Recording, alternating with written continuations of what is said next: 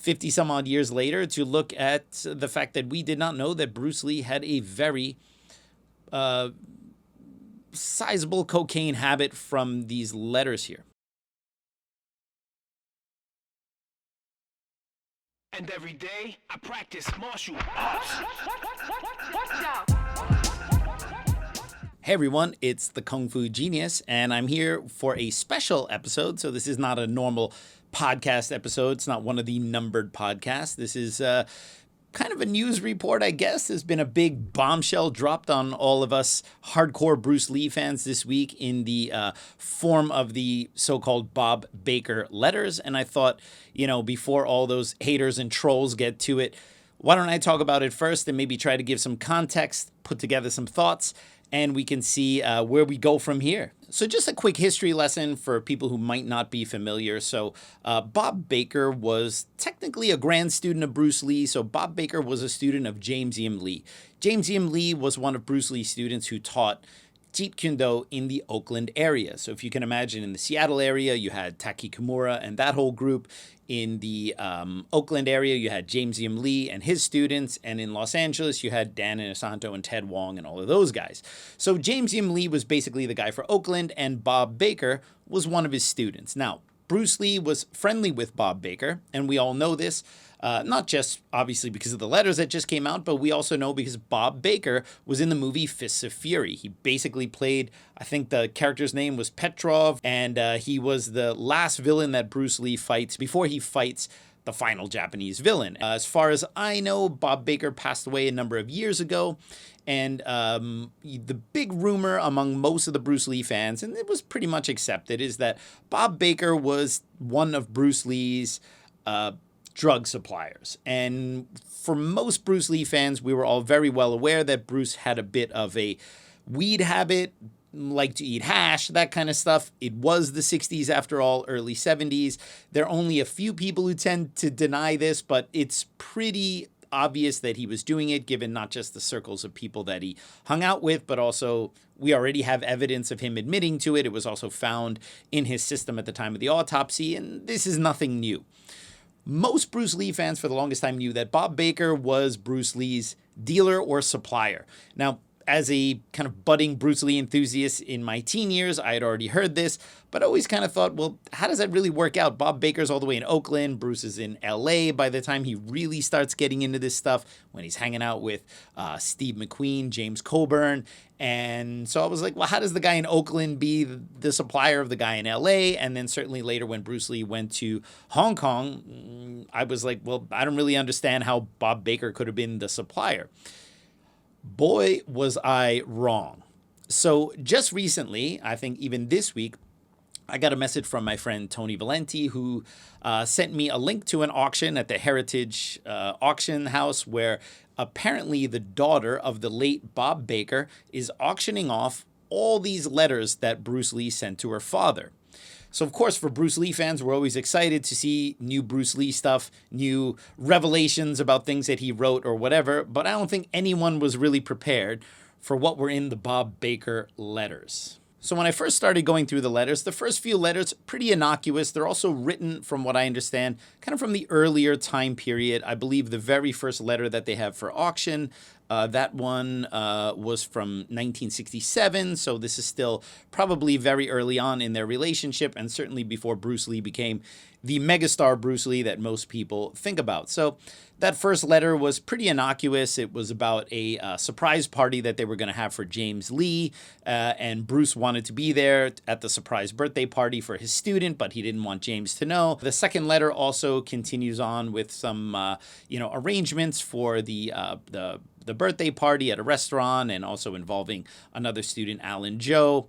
Pretty innocuous stuff, still pretty cool. All of us Bruce Lee fans love reading this stuff. Next letter is from 1969. Bruce talks about recovering from an injury. Of course, most people know about Bruce's horrific back injury, which happened in 1970. So this letter was written in 1969.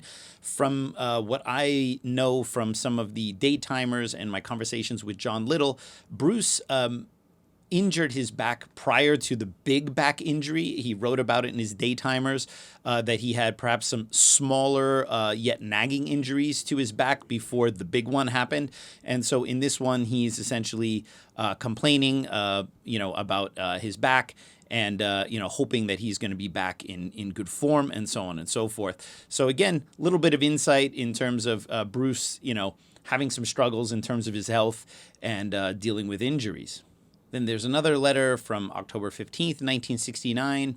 And it seems that, and this is something that is well known, Bruce had some financial difficulties, especially after the Green Hornet. It was very difficult for him to secure any kind of regular work.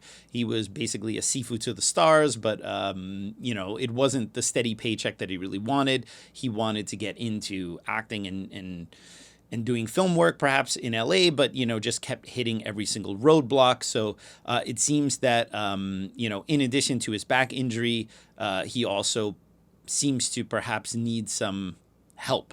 And then the next letter, we start getting into some stuff. It's a thank you letter from Bruce to Bob, and basically says, to thank you for bringing me the stuffs, especially the pipe and the painting. Say hello to Beth and family, and again, thank you. So again, Bruce is well known to have had a marijuana habit, whatever, it was the 60s. Not a big deal. And then we get into it a little bit more. The next letter, which was postmarked on the 2nd of February 1970, talks about having a brief but enjoyable time together. Thank you again for this holy stuff. One of the small revelations about these letters is that Bruce apparently called marijuana the holy stuff or holy stuffs. The next letter, which is in March of 1970, Bruce talks about his European trip going to Switzerland, which I believe was with Roman Polanski, and some thanking for suggestions about sending hickory spare ribs by plane. After that, he also, and at the end, he asks if Bob wouldn't mind going with him to get more holy stuffs, and he also thanks him for the papers early on in the letter, okay? And again, not that much of a big deal, just is what it is. What's interesting is that Bruce was a prolific letter writer. A lot of his letters are in the book Letters of the Dragon. You can see he, definitely in the days before text message and all those things, Bruce was a very prolific letter writer.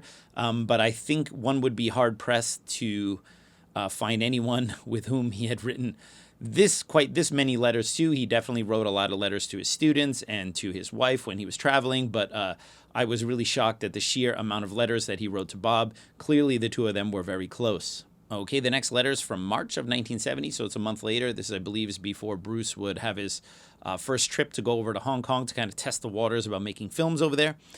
He says that he's planning to leave for Hong Kong on April 1st and would definitely like to store up on some holy stuff to buy over there and see if you can come up with anything good. Also mentions Coburn and Silliphant, and talks about the papers that he got from Bob tasting kind of sweet, okay? Nothing too much of a big deal here. Another letter from March 1970, thanking again for more holy stuffs. And so we start to see a recurring theme here. The next letter in April, so it seems he's writing to Bob at least about once a month around this time here. Quick letter to personally thank him for the wonderful gift. He enjoyed it very much. What that is, we can speculate, but hey, could also be in a pair of nice shiny nunchucks. Interesting here, he says to get some M pills, as they give him a tremendous experience. Coburn likes some of them. I'll give them to him when I get them. So what M pills are, I'm sorry, I am the Kung Fu genius. I am not the drug nomenclature genius. Maybe someone below might know what that is. I don't know if that's some kind of prescription pills for his back stuff. I've been told it could be a euphemism for LSD, but what M pills are, the Kung Fu genius is the idiot on that topic. The next one, this letter here is from June of 1970. And he calls him Baker here, Baker, that he says he told Linda to call him and forget about the stuff because I really don't need them in my training. What the stuff is, are we talking about more of the holy stuffs, or are we talking about other stuff?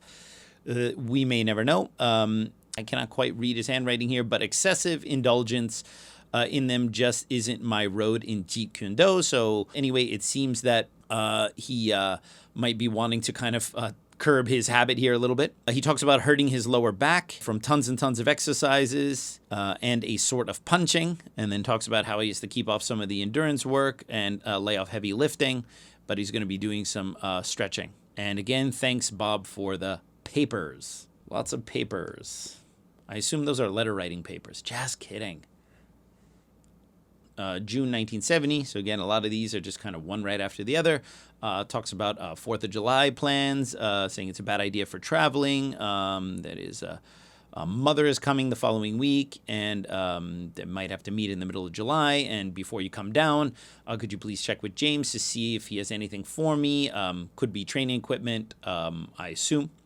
Give him a call, and if there's nothing too large, I'll appreciate you bringing them down for me. I know that he got some training equipment from those guys up there. They would make some custom stuff for him as well.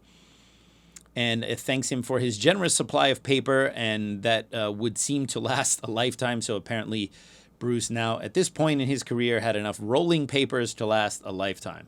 Another letter in September 1970. He's thanking him for his thoughtfulness, and he thanks him for the, I don't know, it looks like the word gems, can't really read. Again, the letters here, these are all scans. They're obviously not high res because the auction house is trying to sell these things, so they don't want like super high res stuff out there. Looks like gems. These are the greatest gems. Not 100% sure what that is. Could be training equipment. Could be other stuff. Who knows? In any case, pretty innocuous letter. Next letter is also September 1970. This letter is a little bit ripped. It's hard to actually see the whole thing. And he tells Bob, have I ever told you that you are very oriental? Very considerate indeed, my friend. Obviously, in those days, Asians often went by Oriental, but that was what it was back in the day, so that's why you see it there. He also thanks him for the generous offer of the loan. Looks like Bob Baker, given his extracurricular business, probably had a little bit of money. Bruce talks about the most horrifying event happening to him, and I believe this has a lot to do with his money issues at this time here, and he sincerely appreciates the help. Obviously, Bruce seems to be writing a lot of letters. He's, at some point he's borrowed a bunch of money. And again, I'm scanning all of these really quickly. Some of these are multiple pages. I hope I don't miss anything super relevant. 3 hours later. All right, in another letter from May 1970, he talks about that poster that he got, Patience My Ass, I'm Gonna Kill Something.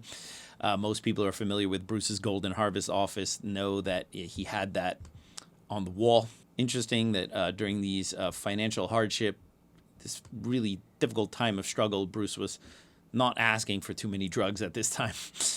Seemed to not be able to afford it. All right, and then we have a letter here, June 1971. He already starts talking about Hong Kong deal might come out right.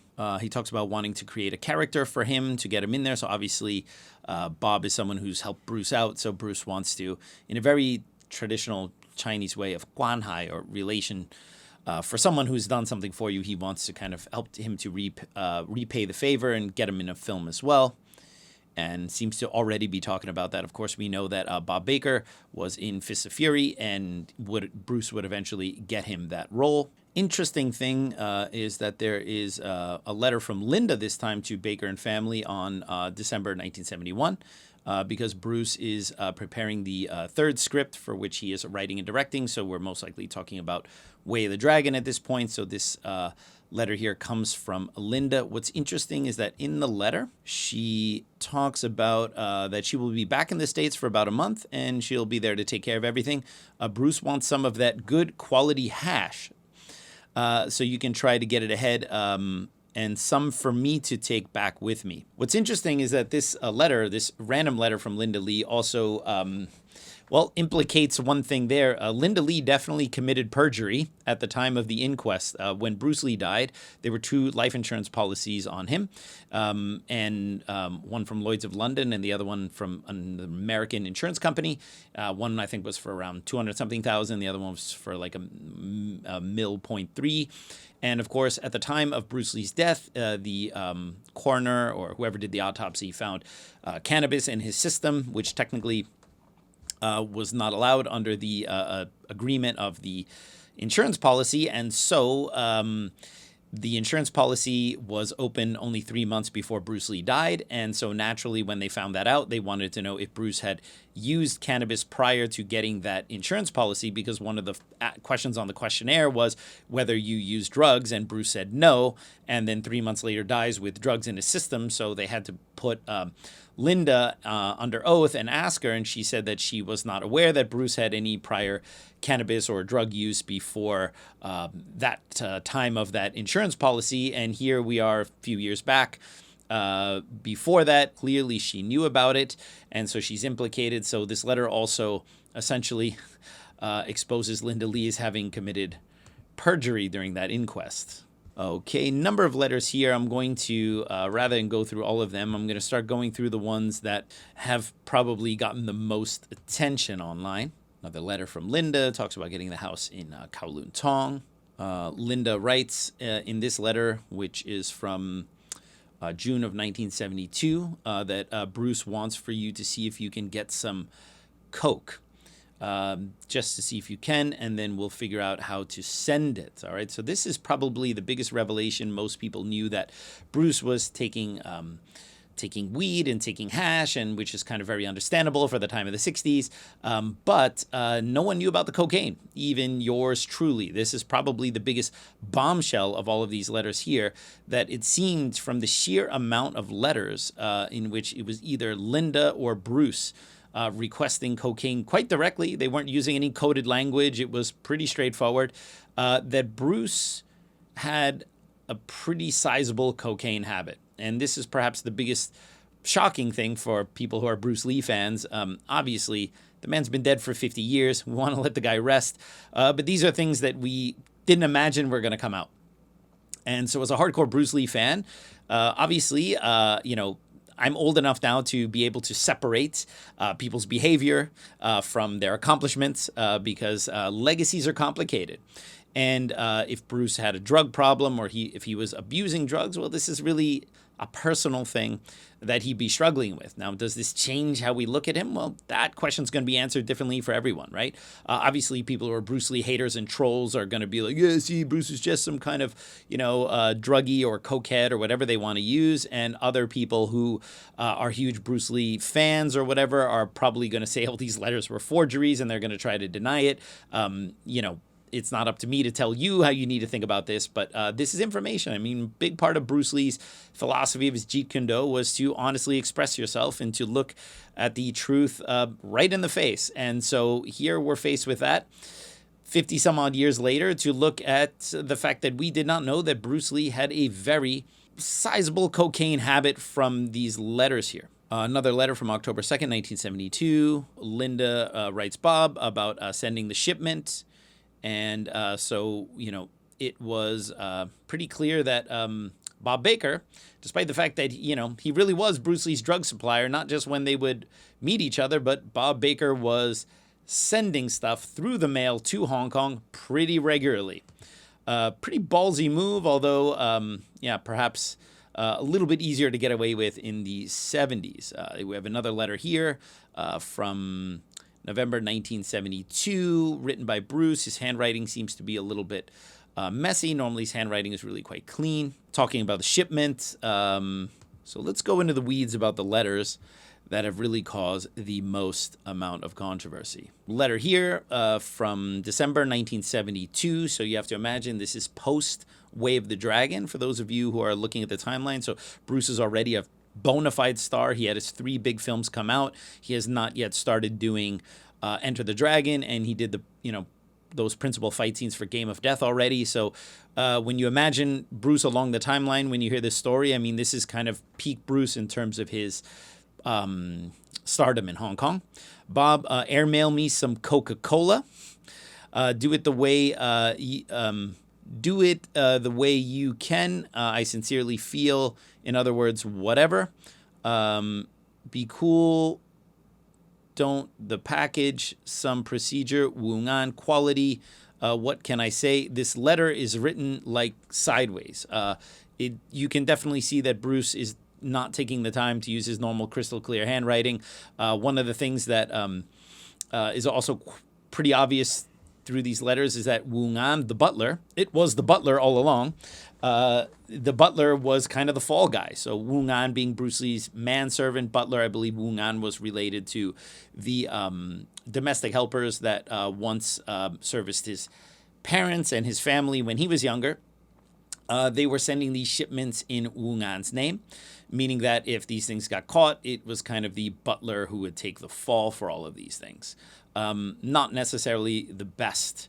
For me, I can deal with the drugs. We are adults here, but putting it all on the butler, someone who probably loved Bruce Lee a lot, was a little harsh. We have another letter here. This is one of the controversial letters. It's the date is illegible. It's a late 72, obviously. It's written in that very terrible writing like the last one, so you can kind of see a bit of a, in my opinion, a bit of a decline. It's not written on proper letterhead. It's written very fast and indicative of someone who is probably struggling with stress and definitely some kind of drug abuse. Bob Cooley sends some coke. How's everything? Stoned as hell. And working on an upcoming character. Some coke would help in the formation of what I want to create. And looks like it says to my big brother or to something big brother. Not very clear. Definitely, as someone who's seen a lot of Bruce's handwritten stuff, doesn't look like Bruce's finest moment. Then we have a letter here which kind of, as if the previous other letters were not obvious enough, Bruce literally spells it out in this one here. My jaw dropped to the ground when I read this one here. So Bob, and let me see where the time is here. So this is, again, late 72. So a lot of these almost week to week, he's asking for more. Maybe it's not coming in fast enough, or maybe he's using it right away. Bob, am planning to come to the States in about 3 or 4 weeks' time. But can stay for only a week. And it's very organized here, like an outline. Subsection A. Regarding the goods, you can send them in a package addressed to Mr. Wu Ngan at Golden Harvest Studios, 1412 Tongying Building, 100 Nathan Road, which, by the way, is not there anymore. It's actually now a mall, like most things in Hong Kong. The goodie list can be 1, coke, in parentheses, in large amount. 2, acid, in fair amount. 3, hash or grass. The former can be more than mole, while the latter even cleans. Very sloppily written, very uncharacteristic of how Bruce Lee normally wrote. Ask for it to be carefully packed. As to what you put the above with, you know better. Inside books, ? Clothing. So obviously this stuff is being carefully packed, and this is something that Bob Baker has a lot of experience doing, and obviously at this point they've done it a number of times. Also, when I come, I would like to get more goodies ready for shipping, including finding a really classy Derringer. And it's been reported around this time, Bruce was suffering from a lot of paranoia. Now that we know that he had a pretty sizable cocaine habit, it makes a lot of sense where the paranoia was coming from, and he was rumored to not only have a belt buckle knife that he went everywhere with him, which he apparently also threatened Lo Wei with, but also to be carrying a gun with him wherever he went around. Obviously, his fame had gotten to a point where he would be mobbed everywhere, and if you compound this, most likely with some kind of paranoia due to the cocaine use, you can start to see here. We're really looking now at Bruce Lee. This is December. We're looking at Bruce Lee in what would be the last 7-8 months of his life, and it's not looking good. So Bruce is clearly having struggles with his habit, and there's also some math on the back of the of this letter here, perhaps for the cocaine and the amount. He also asks on the back of this letter here, in the PS, he goes, "Do you have access to any psilocybin? If so, send together with the other stuff and a letter with how to take it.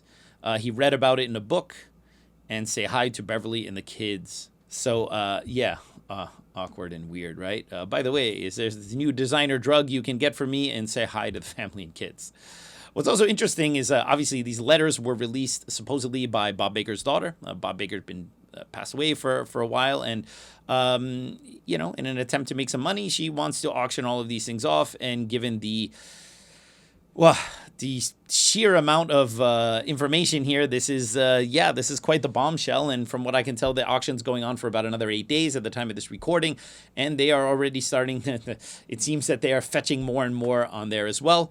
Really quite mind-blowing. We have another letter here about the quality stuff that he's sending. And so what is the takeaway here? Takeaway is that in addition to weed and hash, which we all kind of knew Bruce was taking, it looks like Bruce had a relatively sizable cocaine habit. That has been made clear. That's not something that even the best and most respected Bruce Lee researchers really knew.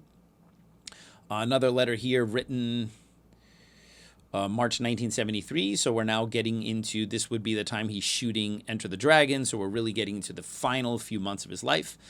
Bob, just wanted you to know that Linda had yesterday the additional money you have requested, so I guess he's sending him some money. I had a hard day, a really hard day. You take care of yourself and the family. By the way, I'd like waiting for...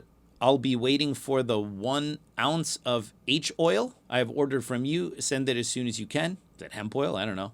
Would be the most innocuous thing he's requested in a long time. Another letter, March 29th, from Linda. And Bruce is in the midst of shooting. This would be Enter the Dragon, working very hard. Well, I forgot about your making money out of it, the last orders. I bought, Linda talks about buying a gram measurer. And enclosed, you will find the $500 for the amount of C you quote that Bruce can get. I'll measure it, the quality that you guys sing. That goes without saying. Plus the quality Bruce himself will have to judge. I hope you will send him the Mostis along with 1 ounce of H oil and or whatever. Hello to Bev. Bruce also says hello, Linda. So Linda is clearly implicated and had full knowledge of Bruce Lee's drug use, which went way beyond marijuana.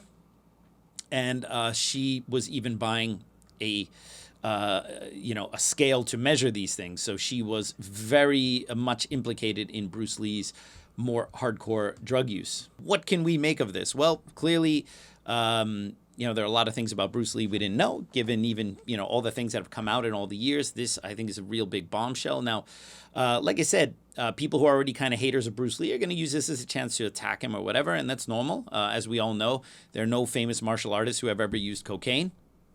What does this mean? I mean, drug addiction is a major thing. I definitely feel, of course, this is just me giving my opinion. Obviously, I don't have any skin in the game here, but given the sheer amount of letters where he's just constantly requesting more and more and more, it seems that weed and hash was probably the least of Bruce Lee's uses, or I should say the least of the problems he had.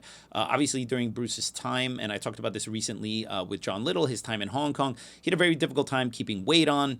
It had been kind of hypothesized that had something to do with, him working really hard and sweating, and his body, his percentage of body fat went down. This is something, again, I talked about with John Little. But now, given the fact that we know that he had a pretty regular cocaine habit, that puts new light on it, that perhaps he had a hard time maintaining weight because of pretty sizable cocaine habit. I mean, look at Iggy Pop, right? And you see Iggy Pop's body, and then you start to go, I think I start to see a common thread here among hardcore cocaine users. It's about, in whole, it's about 50 letters.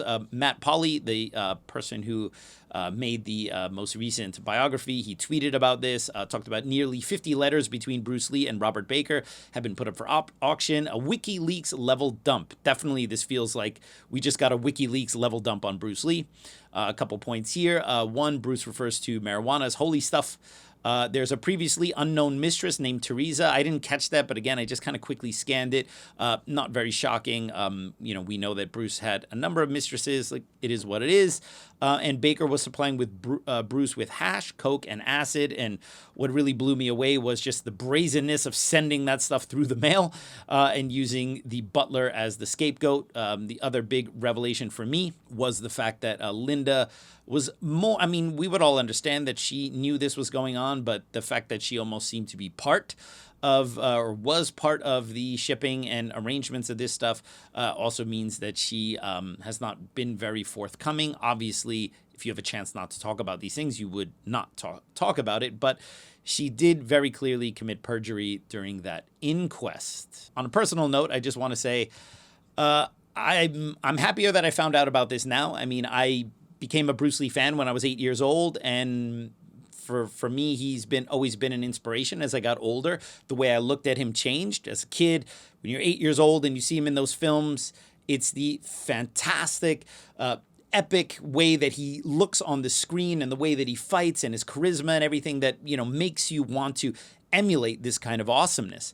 As I got older and started to get more into martial arts, I started to appreciate more about the things about his training, that he had a very forward-thinking way of looking at martial arts in the 60s, already doing a lot of things that are very commonplace nowadays, training with boxing type equipment, using kick shields, focus mitts, heavy bags, moving in a more kickboxing style frame, addressing the problems of traditional martial arts and their efficacy in modern fighting, and understanding the different ranges of combat and things like that. Bruce was definitely the pioneer of these things. Now, as he started to hobnob with celebrities and was trying to break into that, obviously he was trying to fit in. And it definitely seems that introduction of more hardcore drug use happened in the late 60s as he's hanging out more and more with these kind of Hollywood types. And in my estimation, from the number of letters and the types of drugs that were being sent, his drug habit seemed to start to go off the rails when he was in Hong Kong. Because now he had the money to really start using these things in regular amounts. And so that I find a bit shocking. If Bruce liked to smoke pot or take hash to kind of calm down in his very stressful life, I think everyone could have understood that. But I think most people are really shocked that he was using cocaine. And let's not forget that cocaine didn't really become a huge designer drug, at least from what I understood, until a little bit later in the 70s. So Bruce was apparently a pioneer of many things. That's all I have to say about that. For me, this doesn't change anything about the legacy of the man. It gives more context into why his behavior seemed to go a bit off the rails, especially during that time when he was kind of at his peak stardom in Hong Kong.